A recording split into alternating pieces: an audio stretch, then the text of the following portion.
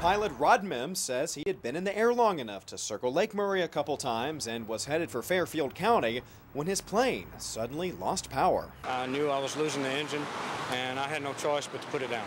A pilot since he was 16 years old, Mims knew he and his passengers were in trouble, so he landed the plane on the only runway in sight, Interstate 26 near Chapin, which was already busy with more grounded traffic. Now, once Rod Mims was able to safely bring the plane down onto I-26, he said he did what any motorist in trouble would do. He pulled to the side of the road. I told my passengers, I said, we'll do just like a car. We'll just pull off to the side of the interstate and wait. Very tense moments, the plane touching the highway, especially for the drivers who called the highway patrol. One of the callers, a female, called and stated that she was almost hit by an airplane.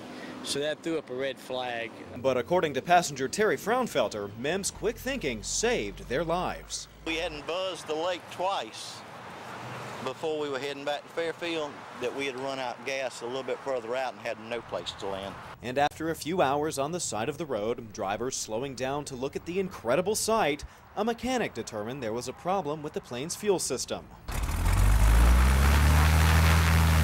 Once repaired, Mims took off the same way he landed, although this time his passengers chose not to fly with him.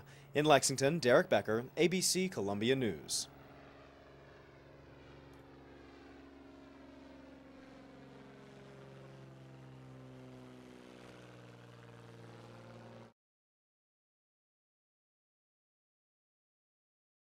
Garbage truck round the corner this morning, thinking it was just a normal pickup.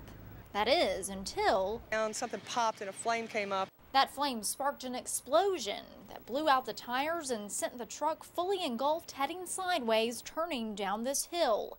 It tore through a yard before hitting this house. The flames so intense they melted the siding and left neighbors fearing for their lives.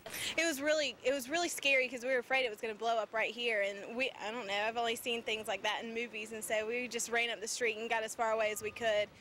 The truck was parked at the top of this hill when the fire started. Now, the blaze was so fierce and the explosion so strong that it partially melted this trash can. And on the other side of the street, what was once a trash can is now a burned pile of plastic. But thankfully, the damage was only material. We counted a blessing that no one was injured. Certainly, we regret that things happened as they did. Columbia City Manager Charles Austin says the city's insurance company will handle the claims. Marion McKenzie had an adjuster out today. We were lucky not to have much more than our grass burned and a big old tire in our yard. All things that thankfully can be fixed.